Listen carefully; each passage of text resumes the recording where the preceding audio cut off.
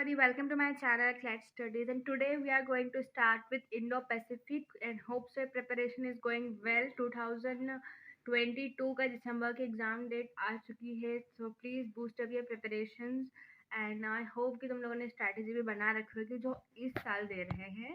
Now let's begin with it.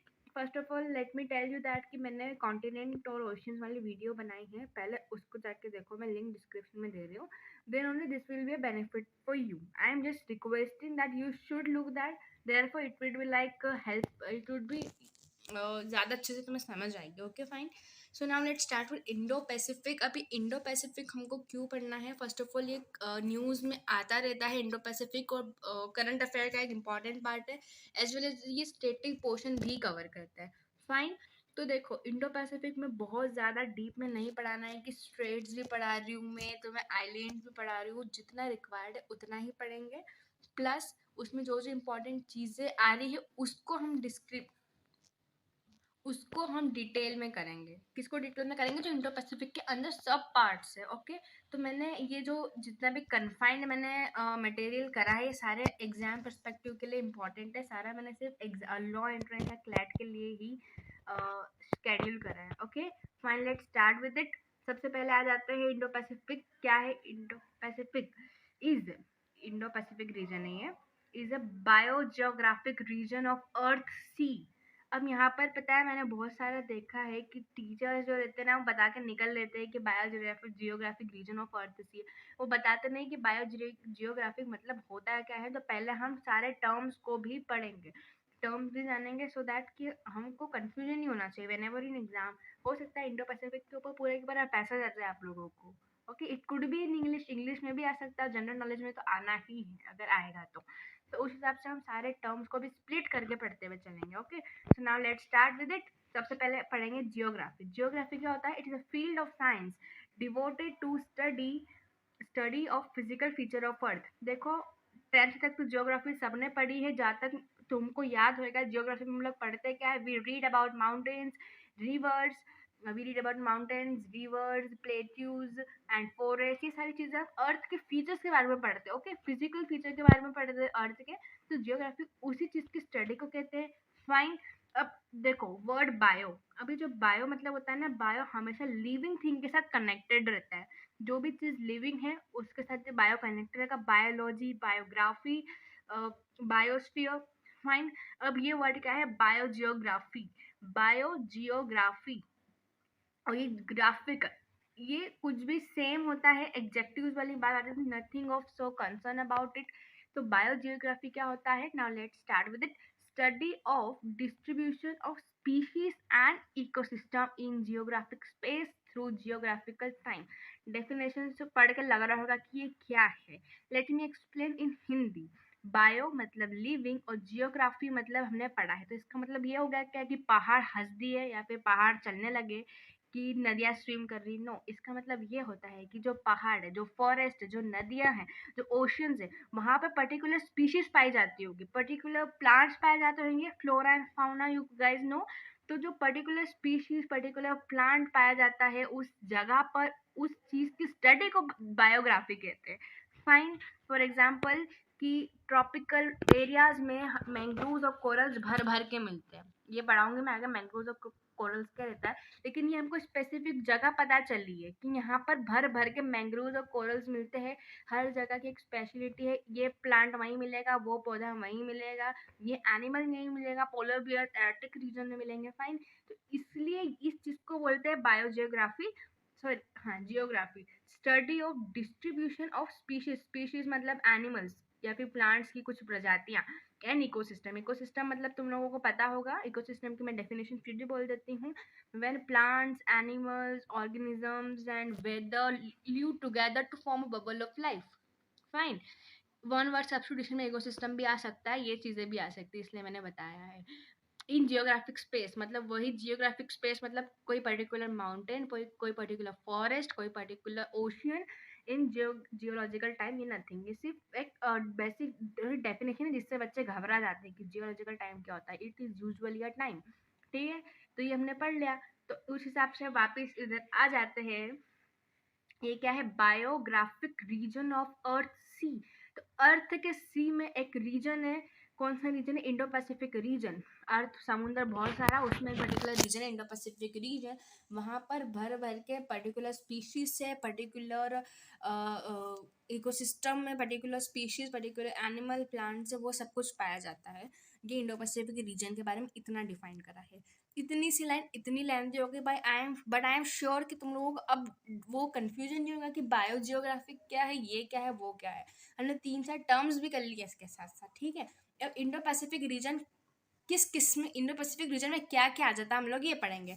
इसमें अंदर आता है tropical water of Indian ocean. अब बच्चे बोल रहे हैं ट्रॉपिकल क्या होता है, मैं पढ़ाऊंगी, अभी पढ़ाऊंगी। मैंने बता रही हूँ, मैंने पूरा डिटेल्ड जो हमारे लिए इंपॉर्टेंट है वो सब कुछ करा है मैंने। एक्स्ट्रा इंडो पैसिफिक पूरा, मैं बहुत सारा इंडो पैसिफिक नहीं लिया है कि हर चीज़ कवर करूँगी, जो इंपॉर्टेंट है मैंने वो सारी लिया, ठीक है।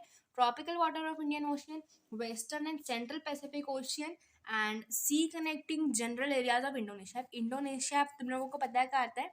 इंडोनेशिया एशिया में ही आता है, लेकिन जो इंडियन ओशन के इधर आ जाते हैं। मैं बताती हूँ लोकेशन। अब पहली बात, तुम लोगों को ये वाला मैप याद होगा अगर तुमने पहली वाली वीडियो देखी हो, नहीं देखी हो तो वो देख के आओ, क्योंकि ये इंपॉर्टेंट है समझने के लिए, ठीक है। तो अब हम आ जाते हैं नीचे, क्या है, ओके।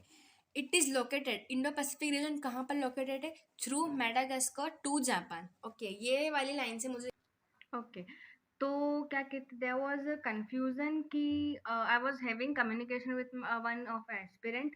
तो हमारी ये इंडो पैसिफिक की बात निकली। Then I was like location located कहाँ है, let me know the areas.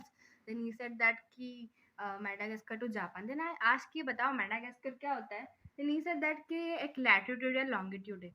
Then I realise कि क्या कहते हैं, कंसेप्ट, बेसिक कंसेप्ट के बहुत ज़्यादा हिले हुए, और एस्पिरेंट वर लाइक जो पढ़ाते हैं पढ़ लिया, दैट्स इट। मतलब ये पढ़ लिया है कि biogeographic area of earth see, ठीक है, Madagascar to Japan situated, but they don't know what actually this is. मतलब लैटिट्यूड लॉन्गिट्यूड मतलब वो बना के चल रहे हैं, उसने अपने दिमाग में बना लिया है।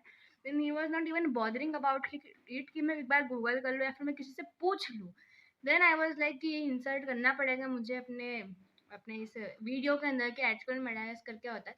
ये आइलैंड नेशन है। क्या है? आइलैंड नेशन एक तरह का कंट्री है पूरी की पूरी। वो कंट्री है कि उस कंट्री से लेके इस जापान कंट्री तक लोकेटेड। ओके, तो मेडागास्कर कहाँ आता है, ये वाला map you might be knowing it. जिसने वीडियो फर्स्ट टाइम देखी, पहले जाके जो लिंक में वीडियो वो वाली देख के आओ, फाइन। तो ठीक है, तो मेडागास्कर आइलैंड नेशन है। ओके, कहाँ पर लोकेटेड है ये approximately 300 kilometre far from Africa in Indian ocean. In Indian ocean, तो मतलब अगर इस मैप से अगर मैं बात करूँ तो इसकी लोकेशन यहाँ हो सकती है। और जापान हमारे कहाँ आता है? जापान इधर आता है। तो ये जो पूरा एरिया है इंडो पैसिफिक, अगर मैं मैप में बताऊं तो इंडो पैसिफिक ये पूरा की पूरा रीजन है। ये रीजन है पूरा की पूरा, ये रीजन है, दिस इज इंडो पैसिफिक। इसको हम पढ़ रहे हैं कि bio geographic area of earth sea है। बायो जियोग्राफिक एरिया मतलब ये नहीं होता है कि सिर्फ इंडो पैसिफिक आएगा, उसमें सारे एरियाज आते हैं। ये भी बायो जियोग्राफिक है, ये भी बायो जियोग्राफिक है, ये भी सारे के सारे ओशियंस है। लेकिन अर्थ, सॉरी, इंडो पैसिफिक एक पर्टिकुलर है। हाँ, इंडो पैसिफिक एक पार्ट है। किसका पार्ट है? Bio geographic area of earth see. We are done, यहाँ पर समझ में आ गया है। Madagascar is island nation. अब यहाँ पर एक क्वेश्चन बनता है, वर्ल्ड के सबसे ज्यादा आइलैंड इस नेशन के अंदर है। किस नेशन के अंदर है? इस नेशन के अंदर, मेडागास्कर के अंदर। तो क्वेश्चन आएगा कि हाईएस्ट नंबर ऑफ आइलैंड किस नेशन के अंदर है? उसका आंसर आएगा इंडोनेशिया। रिमाइंड, अगर इंडो पैसिफिक का पैसेज आता है और इंसान अगर यहाँ पर कोई भी, सॉरी, फ्रेमर अगर इस डीप तक आ जाता है तो वो एक क्वेश्चन फॉर्म कर सकता है कि highest island nation is Indonesia. और अगर बात की जाए कि with in Indo Pacific reason, तो उसमें सेकंड हाईएस्ट है मेडागास्कर। इंडोनेशिया भी इधर ही आता है। इधर इंडोनेशिया की बात करें तो इंडोनेशिया कहाँ पर आता है? अगर इस मैप से ही बात करें तो इंडोनेशिया एशिया का पार्ट है, लेकिन थोड़ा सा ऐसे कनेक्टेड होता हुआ कुछ इस तरीके से आ जाता है। वो कहाँ पर आता है? इंडो पैसिफिक में आ जाता है। फाइन, अब हम आगे पढ़ते हैं। ये जो रीजन है इंडो पैसिफिक का, इसके अंदर आती है 38 कंट्रीज, सॉरी 38, हाँ 38 countries, 44% of world surface area, 65% of world population, 62% of GDP, 46% of world merchandise trade. Merchandise मतलब क्या होता है? मर्चेंटाइज मतलब होता है गुड्स एंड सर्विसेज। नथिंग ऐसे एक टर्म में थोड़ा कंफ्यूजिंग लगता है बच्चों को। पर्टिकुलर सिर्फ गुड्स को बोलते हैं मर्चेंटाइज, कुछ भी गुड्स। 70% ऑफ शिप बोर्न है। Energy transport. अब शिप बोर्न क्या होता है? शिप बोर्न कुछ नहीं होता, वेसल्स होता है, बड़े बड़े जो टैंकर्स रहते हैं ना, जिसके अंदर तो जिसके अंदर पेट्रोलियम, डीजल। ओके, अब हम बात करेंगे डिवीजन ऑफ इंडो पैसिफिक। मतलब इंडो पैसिफिक 3 पार्ट्स में डिवाइडेड है। अगर यही बात करें तो पहला पार्ट है eastern, western and central Indo Pacific. इन तीनों पार्ट में कुछ कुछ स्पेशलिटीज है, वो हमको देखना है क्या स्पेशल है, और जो काम करना है वो मैं नहीं कर पाऊंगी। फाइन। सबसे पहले बात करते हैं central Indo Pacific. Central Indo Pacific में आता है इंक्लूड सीज। देखो, इंडो पैसिफिक के अंदर बहुत सारे सीज आते हैं। ऐसा नहीं है कि बस इंडो पैसिफिक है तो बस ये इंडियन और पैसिफिक ओशन ही है। फाइन। बहुत सारे सीज आते हैं। साउथ साउथ चाइना सीज आता है, फिलीपींस सीज आता है, इंडोनेशिया को भर भर के सीज कनेक्ट करते हैं एशिया से। तो मतलब स्ट्रेट्स है, ठीक है। तो बहुत सारे सीज आते हैं, लेकिन हमको नहीं पढ़ना है। क्यों नहीं पढ़ना? इट इज नॉट रिक्वायर्ड, ठीक है। Straits connecting to Indian and Pacific Ocean, South China Sea, Philippine Sea, बहुत सारे सीज आते हैं। और इस सेंट्रल पार्ट में इंपॉर्टेंट है corals and mangroves. Indo Pacific में कोरल्स और मैंग्रोव्स की भर भर के मात्रा पाई जाती है। अब ये क्या होता है, तो मैंने यहाँ पर लिखा है। देखो, मैंग्रोव्स क्या होता है? ऑल ओवर ट्रॉपिकल एंड सब tropical areas of world. Mangrove एक तरीके का ट्री है, एक तरह का शर्ब है, जो कहाँ पर मिलता है? कोस्टल एरियाज में मिलता है, और जो सैलाइन और ब्रैकिश वाटर में पाया जाता है। Now one question, brackish water क्या होता है? ब्रैकिश वाटर वाटर होता है जिसमें थोड़ा सा नमक पाया जाता है। पूरा मतलब ओशियन के पानी में भर भर के नमक रहता है, लेकिन यहाँ पर थोड़ा सा नमक पाया जाता है। ज्यादा खारा पानी नहीं होता है। वहाँ पर मैंग्रोव्स ग्रो करते हैं, और मैंग्रोव्स मिलता है कहाँ है? ट्रॉपिकल एंड सब ट्रॉपिकल एरियाज ऑफ वर्ल्ड। अब बताओ, मैंने बताया था ट्रॉपिकल वाली चीज तुमको मैं समझाऊंगी कि ये ट्रॉपिकल सब ट्रॉपिकल एरियाज क्या होता है, तो हम वो पढ़ेंगे। फाइन। अब पहले दूसरी बात कर लेते हैं कोरल्स की। कोरल्स क्या होता है? ये मराइन इन्वर्टिब्रेट्स है।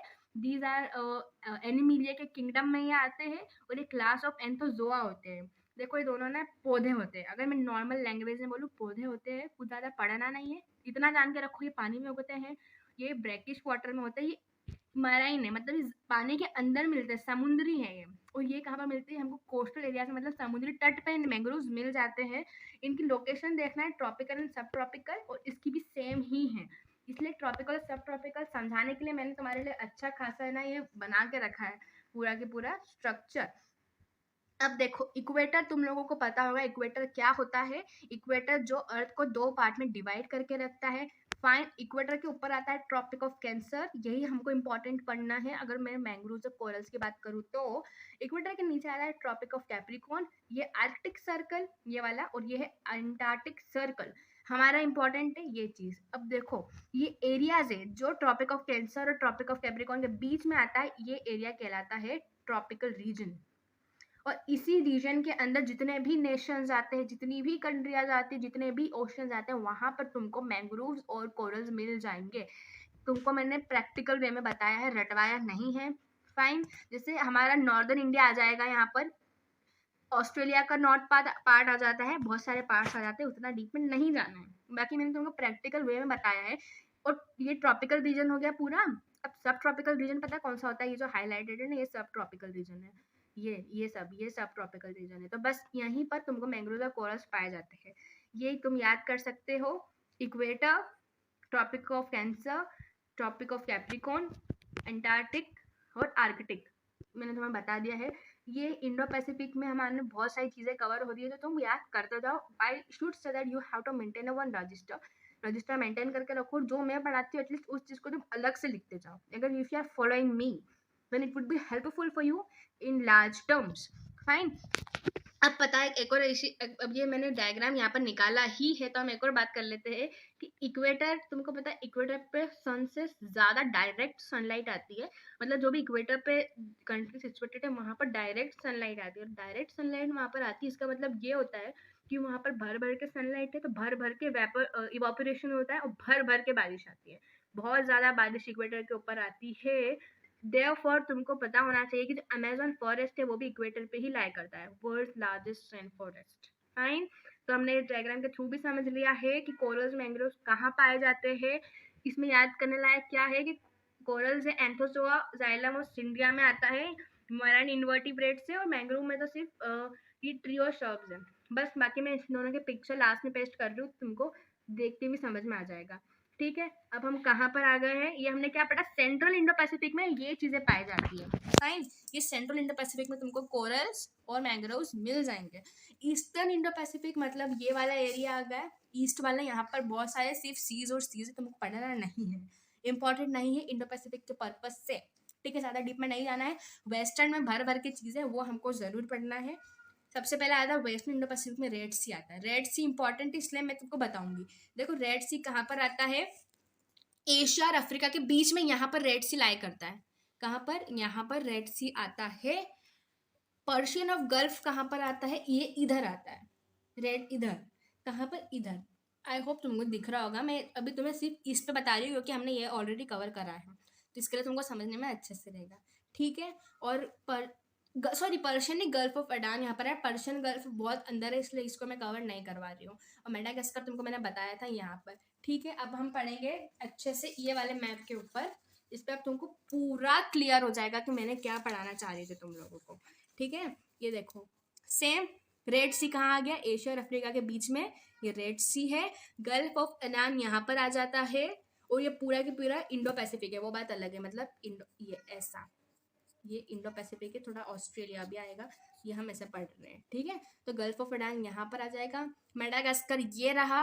फाइन, तुमको मैंने 3 लोकेशन याद करवा दिए। 3 लोकेशन किसे कहते हैं, कॉन्टिनेंट और ओशन के साथ ना। मुझे लग रहा है कि तुम्हें कोई कुछ भी पूछ लेगा तुम आराम से बता सकते हो, ठीक है। तो ये देखो 3 लोकेशन क्या क्या मैंने बताई है। मेडागास्कर अप्रोक्सीमेटली 300 किलोमीटर दूर इंडो पैसिफिक से, सॉरी अफ्रीका से। रेड सी यहाँ पर आ रहा है, इन दोनों के बीच में आ रहा है, एशिया के नीचे से थोड़ा, मतलब रेड सी से खत्म होकर ऐसा लाइन एल थोड़ा सा स्ट्रेट में गल्फ ऑफ एडन चले जाएगा। ये हमने लोकेशन कर ली है, अब कोई भी कंफ्यूजन नहीं है। ये western part of Indo Pacific था इसलिए मैंने कवर करवा दिया, इसमें ये इंपॉर्टेंट है। ईस्टर्न में अपनों को पढ़ना नहीं है, सेंट्रल में हमने पढ़ लिया है 2 पौधों के बारे में। फाइन, मैं इजी लैंग्वेज में बता रही हूँ। अब हम आ जाते हैं थोड़े टर्म, थोड़ी सी और चीज़ों के ऊपर। अब यहाँ पर क्या है, ये नीचे देखो, अब यहाँ पर आ जाता है इंडो पैसिफिक टर्म है। ये इंडो पैसिफिक टर्म आया कहाँ से है, किसने दिया है, शिंजो आबे ने दिया है, जापान के XPM है ये। इन्होंने ये टर्म दिया था 2007 में। कहाँ पर दिया था, स्पीच में दिया, स्पीच थी इनकी इंडिया के अंदर पार्लियामेंट में, उन्होंने उसमें इन्होंने बोला था इंडो पैसिफिक टर्म इन्होंने जनरेट करा था, इन्होंने कॉइंड किया था। फाइन, इन्होंने इंडो पैसिफिक को बहुत इंपॉर्टेंट एरियाज ऑफ अर्थ बताया है, यहाँ पर बहुत ज़्यादा इंपॉर्टेंट एक्टिविटीज हो सकती है, यहाँ पर भर भर के एडवांटेजेस है कंट्रीज को। This region is dynamic coupling as seas of freedom and prosperity in broaden Asia. अब हम आगे का पढ़ते हैं। अब हमको देखो पहला क्वेश्चन है कि इंडो पैसिफिक पढ़ना ही क्यों है, इंडो पैसिफिक में ऐसा क्या है। इंडो पैसिफिक सबसे पहले बहुत, यहाँ पर मैंने बताया, वाइड एरिया कवर करता है, इतना इंपॉर्टेंट है, इतनी GDP, इतनी पॉपुलेशन, इतनी कंट्री, इसलिए मैंने ये लिखा था, तो तुमको पता चले कि बहुत इंपॉर्टेंट पार्ट है अर्थ का। और सबसे बड़ी बात तो यह है कि इंडिया इसमें एक बहुत इंपॉर्टेंट प्लेयर है, इंडिया को बहुत ज़्यादा फायदा हो रहा है इंडो पैसिफिक की वजह से। वो बात अलग है कि China is trying to be very dominating player in Indo Pacific, तो भी हम पढ़ेंगे। अभी Indo Pacific, India aims equality, one nation should not dominate. Indo Pacific का क्या एम है कि कोई भी एक नेशन डोमिनेट नहीं करेगा और सारे नेशंस को इक्वली ट्रीटेड किया जाएगा, सारे नेशंस की सारी बातें सुनी जाएगी, सबका व्यूज लिया जाएगा। किसके ऊपर व्यूज लिया जाएगा, there had to be trade, there had to be bilateral relations. देखो इंडो पैसिफिक बहुत इंपॉर्टेंट रिसोर्सेज बेस्ड इकोनॉमी है, वहाँ पर सबकी इकोनॉमी एक्सेप्टेड की जाएगी, ट्रेड अच्छा रहेगा, इकोनॉमी बूस्ट करेगी, ठीक है। Automatically include Asian countries Indo Pacific में आ जाती है, इसलिए हम एशियन पढ़ेंगे नेक्स्ट टॉपिक इसके बाद में, मतलब नेक्स्ट वीडियो में। चाइना बिगेस्ट ट्रेड पार्टनर है इंडो पैसिफिक का again, but China is aiming for divide and rule. Why so, देखो China is always wanted to dominate over everywhere, therefore कि पता है यूएस जो है, US is encouraging India to be dominating player in, क्या कहते हैं, इन इंडो पैसिफिक। इसलिए तुमको क्वाड और तुमने ओकस का नाम सुना होगा, वो बनी ही क्यों, ताकि वो चाइना को काउंटर कर सके।